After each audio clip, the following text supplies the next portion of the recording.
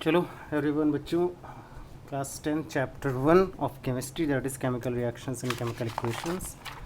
हम लोग बहुत कुछ इसमें कवर कर चुके हैं। जैसे फॉर एग्जांपल शुरुआत करी थी कि केमिकल रिएक्शंस क्या होते हैं, केमिकल इक्वेशंस क्या होती हैं, रिएक्टेंट्स प्रोडक्ट्स क्या होते हैं। इसके बाद how to write a chemical equation, balancing of chemical equation, characteristics of chemical equation और रिएक्शन, ये हो चुका है। ठीक है, बैलेंसिंग पे हमने काफ़ी ज़्यादा आपको कोशिश करी समझाने की।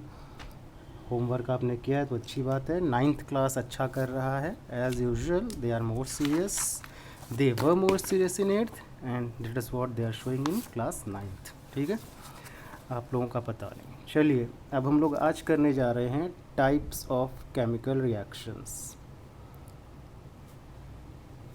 जितनी भी केमिकल रिएक्शंस हैं उनको कैटेगरी वाइज डिवाइड किया गया है। ठीक है, कि ये पर्टिकुलर रिएक्शन किस टाइप में काउंट होगी। जैसे आप लोग बायो में नहीं 9th में पढ़े थे, चैप्टर था क्लासिफिकेशन ऑफ ऑर्गेनिजम्स, उसमें वैसे यहाँ पर है कि रिएक्शंस जितनी भी हैं उनको क्लासिफाई कर दिया गया है। तो पहली टाइप होती है हमारी कॉम्बिनेशन रिएक्शन। इसको कॉम्बिनेशन रिएक्शन भी बोलते हैं या फिर इसको हम लोग एडिशन रिएक्शन भी बोलते हैं। कॉम्बिनेशन रिएक्शन या फिर एडिशन रिएक्शन। अच्छा, नाम से ही ये बिल्कुल क्लियर हो रही है। कॉम्बिनेशन आया है कंबाइन से, कंबाइन होना। एडिशन ऐड से आया है, जुड़ना। ठीक है, तो वे रिएक्शंस जिनमें रिएक्टेंट्स आपस में ऐड हो करके जुड़ करके प्रोडक्ट बना रहे हैं। जैसे for example when H2 reacts with O2 it leads to the formation of H2O। Balancing कर देते हैं, तो ये हमारी एडिशन या कॉम्बिनेशन रिएक्शंस हैं। Reactants combine together to form a product. तो इसकी डेफिनेशन हो जाती है when two reactants or more combine together to form a single product it is called as combination or addition reaction. जब दो या उससे ज़्यादा रिएक्टेंट्स आपस में जुड़ जाते हैं और एक सिंगल प्रोडक्ट बनाते हैं तो उसको हम कॉम्बिनेशन रिएक्शन कहते हैं। इसमें आप लोग याद रखना कि जब भी कॉम्बिनेशन रिएक्शन आपके सामने लिखी होगी तो लेफ्ट हैंड साइड में रिएक्टेंट्स की संख्या होगी ज़्यादा और राइट हैंड साइड में प्रोडक्ट की संख्या होगी कम। ठीक है, तो ये हमारी हो जाती है combination reaction. Other examples you may also right N2 + H2 gives out NH3। तो ये भी हमारा कॉम्बिनेशन रिएक्शन का ही एग्जांपल हो जाता है।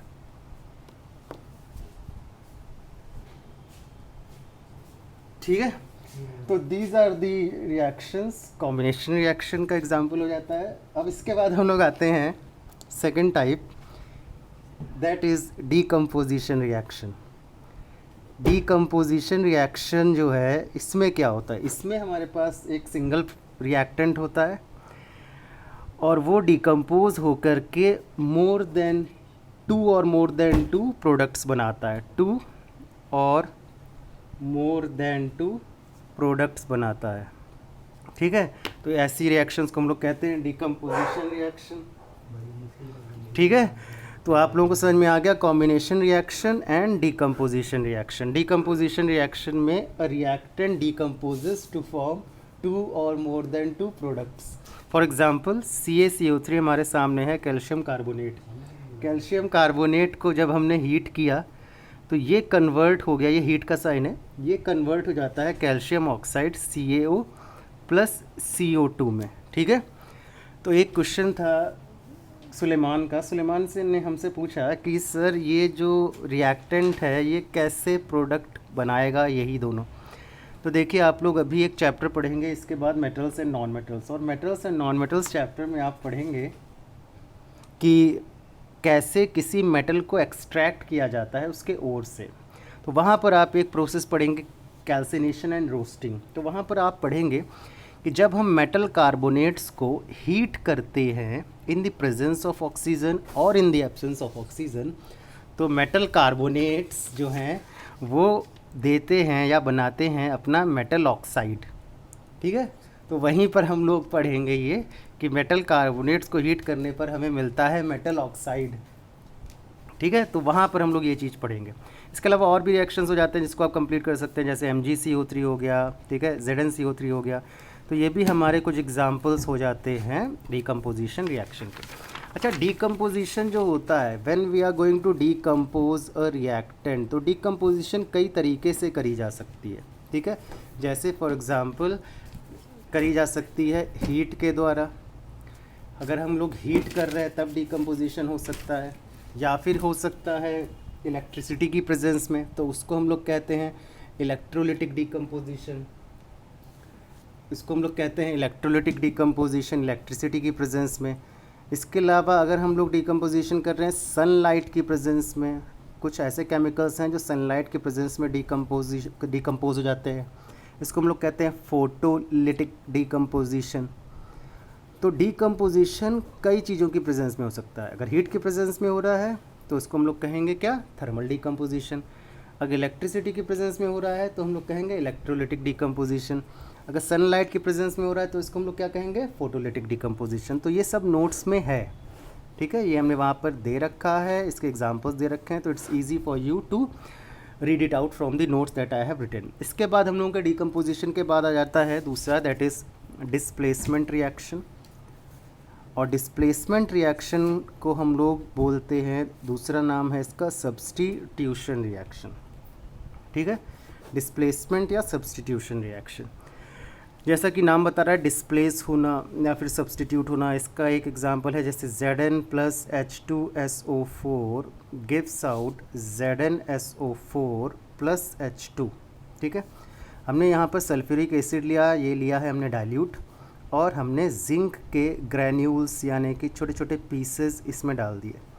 जब हमने जिंक के पीसेस सल्फ्यूरिक एसिड में डाले तो क्या हुआ, एक रिएक्शन हुई और हमें मिला ZnSO4 zinc sulphate plus hydrogen gas release हुई। हमने आपको बताया था कि whenever we mention a gas, हम लोग ये एरो बनाते हैं, अपसाइड एरो, या फिर हम लोग लिख देते हैं ब्रैकेट में small G is for gas and arrow is for gas. तो यहाँ पर हुआ क्या है, जो सल्फ्यूरिक एसिड है, इस सल्फ्यूरिक एसिड में से हाइड्रोजन को किसने डिस्प्लेस कर दिया है, जिंक ने कर दिया है। क्यों कर दिया है, because zinc is more reactive than hydrogen. Zinc जो है वो हाइड्रोजन से ज़्यादा रिएक्टिव है।